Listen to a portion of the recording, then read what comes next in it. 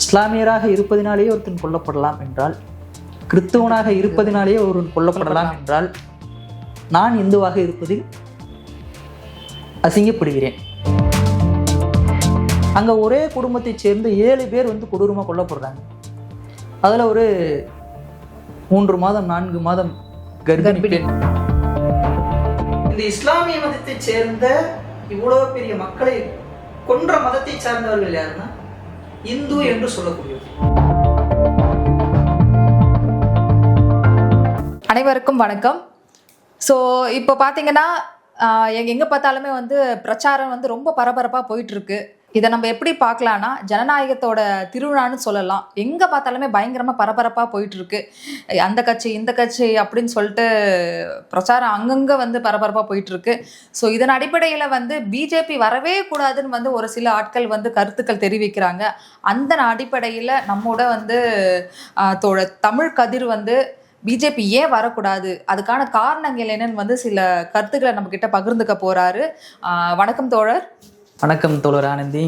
சொன்ன மாதிரி வந்து உலக நாடுகளில் வந்து ஜனநாயகத்தை நம்பக்கூடிய எல்லா இடங்கள்லையும் தேர்தல் நடக்கும். அந்த மாதிரி இந்தியாவிலையும் தேர்தல் நடக்குது. இந்த தேர்தல் வந்து உண்மையாலுமே ஜனநாயக திருவிழாவாக மாறணும்னா, இப்போ நீங்கள் கொஞ்சம் நேரத்துக்கு முன்னாடி சொன்ன மாதிரி வந்து பாசிச எதிர்ப்பு, அதாவது பாஜகவை வந்து நாங்கள் பாசிசம்னு சொல்கிறோம். அதன் அடிப்படையில் இருந்து நம்ம போனால் சரியாக இருக்கும்னு நினைக்கிறோம்.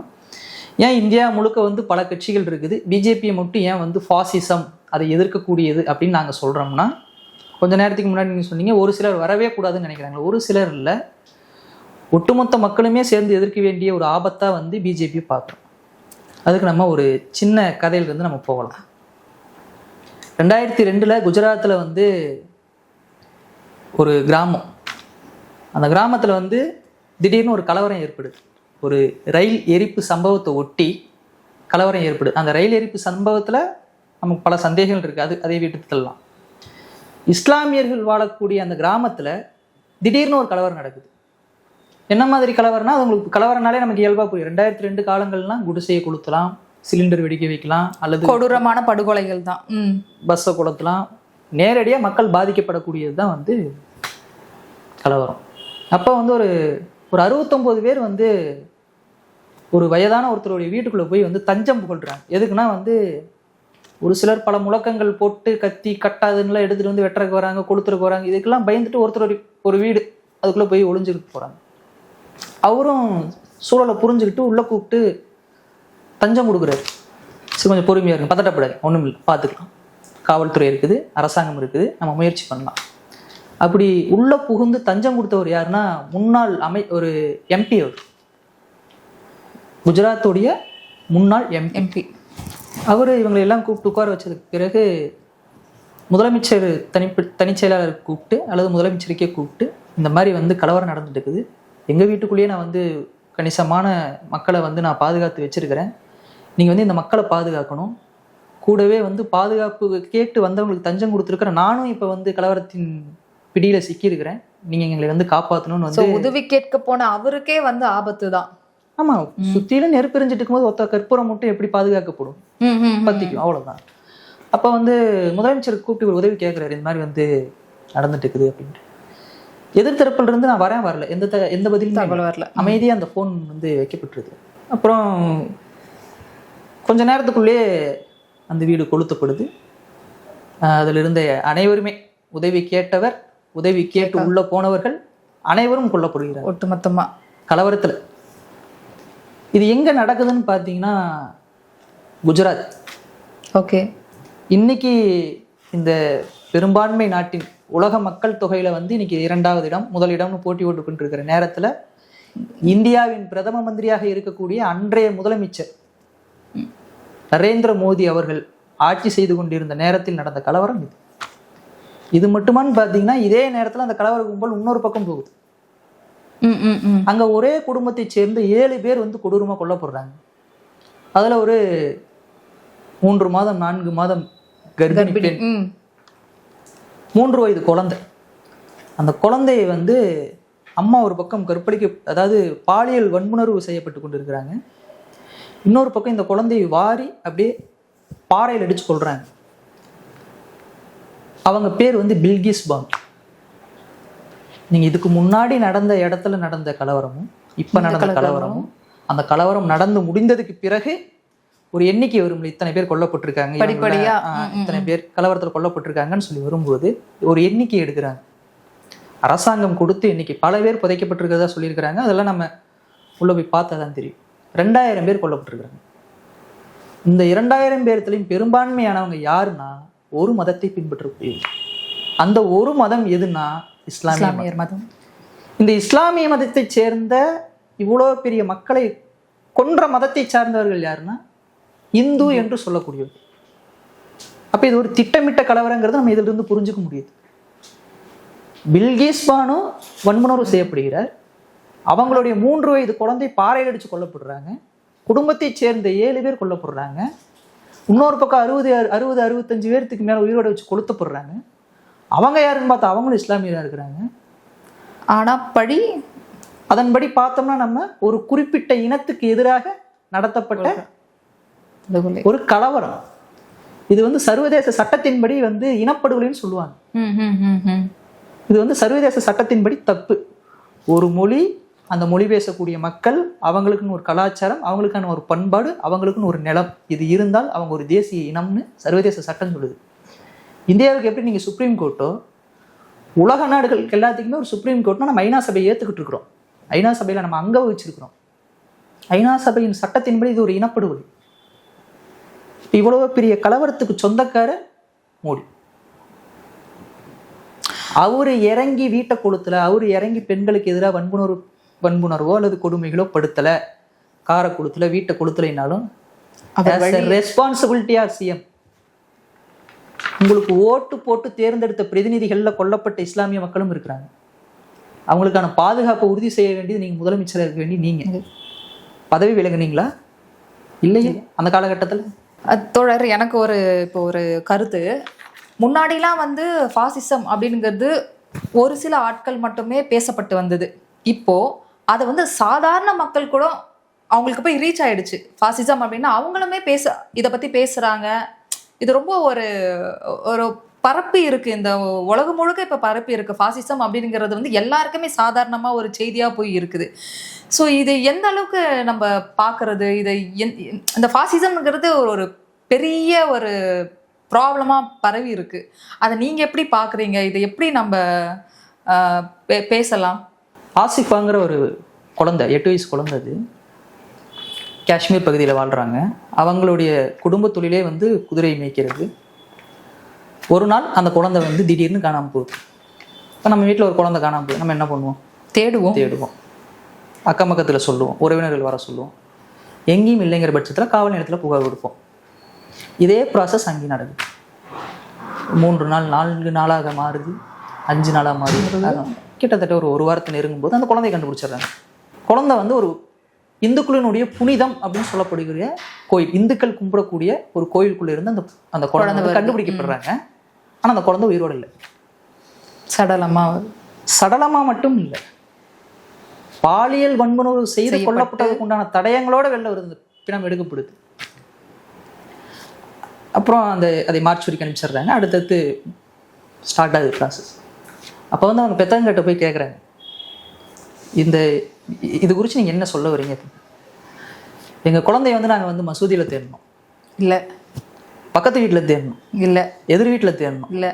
ஆனால் நாங்கள் ஏன் கோயிலுக்குள்ளே போய் தேடலைன்னா, அது இந்துக்களுக்கு மிக புனிதமான ஒரு இடம், செருப்பை கழட்டி வச்சுட்டு தான் கோயிலுக்குள்ளே போவாங்க, விரதம் இப்படி நடந்திருக்காது, அதுக்கு வாய்ப்பே இருக்காதுன்னு தான் நாங்கள் கோயிலுக்குள்ளே தேடல. ஆனால் அதே கோயிலுக்குள்ளே வச்சு எங்களுடைய 8 வயது குழந்தை வந்து இவ்வளோ கொடுமைகளுக்கு உட்பட்டு கொல்லப்பட்டிருக்கிறாங்கன்னா எங்களால் ஏற்றுக்கவே முடியல அப்படின்னு. சரி, இது நடந்துருச்சு. இது நடந்து முடிஞ்சோடனே வழக்கு போடுறாங்க. குற்றவாளிகளை வந்து ஒரு 7 பேர்த்த வந்து கைது பண்ணணும். 7 பேர்த்துல ஒருத்தர் வந்து சிறார்னா சின்ன பையன், 18 வயது உட்பட்டவர், கைது பண்ணி உள்ள போடுறாங்க. உள்ள போடும்போது வந்து இப்போ இந்த குழந்தைக்கு ஆசிஃபாக்கு ஆதரவா வந்து யாராவது வாதாடணும்ல, அதுக்கு ஒரு பெண் வழக்கறிஞர் வந்து வாதாடுறாங்க. அவங்க நீதிமன்றத்துக்குள்ளேயே பூந்து மிரட்டுறாங்க. அப்புறம் அந்த பெண்மணி வந்து நீ என்ன பண்ணாலும் சரி, நான் குழந்தைக்காக நான் வாதாடுன்னு சொல்லி வாதாடினாங்க. அது ஒரு புறம். இந்த 7 குற்றவாளிகள் கைது செய்யப்பட்டதை கண்டிச்சு ஒரு சாலை மறியல் நடக்குது.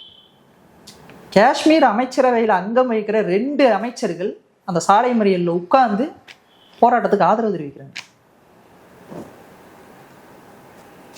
ஆசிஃபா யாரு? இஸ்லாமிய குழந்தை, இஸ்லாமிய மதத்தை பின்பற்றக்கூடிய ஒரு பழங்குடி சமூகத்தை சேர்ந்த குழந்தை அவங்க இல்லையா?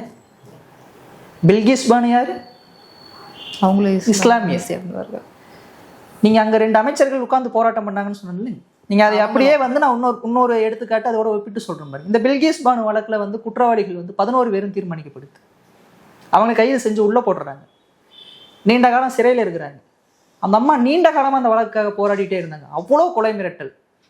எந்த ஊர்ல பாதிக்கப்பட்டவங்களோ அதே மாநிலத்துக்குள்ள வந்து இந்த வழக்கு நடந்துச்சுன்னா அவங்களுடைய உயிருக்கு அச்சுறுத்தல் இருக்கலாம், குற்றவாளிகள்னால இவங்களுக்கு வந்து ஏதாவது பாதிப்பு ஏற்படலாம், அல்லது குற்றவாளிகள் தப்பிக்கலாம் அப்படின்னு சொல்லி வேற மாநிலத்துக்குலாம் மாத்துறாங்க. அது நிறைய போராட்டங்களுக்கு மத்தியில அந்த அம்மா தன்னுடைய வழக்கை வந்து உடும்பு பிடிச்சு அவங்களுக்கு வந்து தண்டனை வாங்கி கொடுத்தாங்க.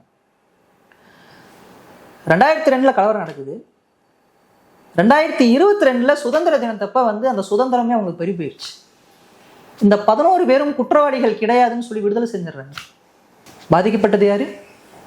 பில்கிஸ் பானு என்கிற இஸ்லாமிய மேயர். பாதிப்பை ஏற்படுத்திய குற்றவாளிகள் யாரு?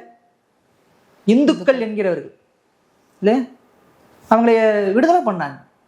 இந்தியா முழுக்க இருக்க சமூக நீதி ஆற்றல்கள் குரல் கொடுத்து இல்லை அது தப்பு, அப்படி பண்ணவே முடியாது, அது குற்றம், அவங்க இந்த குற்றவாளிகள் சிறைக்குள்ளதான் இருக்குன்னு சொல்லி சிறைக்குள்ள அனுப்பிச்சாங்க. இது அனுப்பிச்சதுக்கு யாரெல்லாம் காரணம்னா, இந்தியா முழுக்க இருக்கிற எழுத்தாளர்கள், இந்த நாட்டு மக்கள் நல்லா இருக்கணும் தொடர்ந்து எல்லா போராட்டங்கள்லையும் அது எந்த அரசாக இருந்தாலும் அதுக்காக எதிர் நின்று போராடக்கூடிய சமூக நீதி ஆற்றல்கள், பேச்சாளர்கள், பத்திரிகையாளர்கள் அப்படின்னு ஐடியாலஜிக்கல் லீடராக இருக்கிறவங்களும் சரி, இந்த ஐடியாலஜிக்கல் லீடர்கள் பின்னாடி நின்று போராட்டங்கள் செய்யக்கூடிய பாமர மக்களாக இருந்தாலும் சரி, தொடர்ந்து இந்த கவர்மெண்ட்டுக்கு எதிராக ஃபாசிசம்ங்கிற வார்த்தையை பயன்படுத்தி தான் பண்ணிட்டு இருக்காங்க. நீங்க 2002 சிஎம்மா இருக்கும்போதே ஒரு இனப்படுகொலை. நீங்க அதுக்கப்புறம் நீங்க பாத்தீங்கன்னா வந்து நான் ஒவ்வொன்றா அடுக்க முடியும் ஃபாசிசம்னு.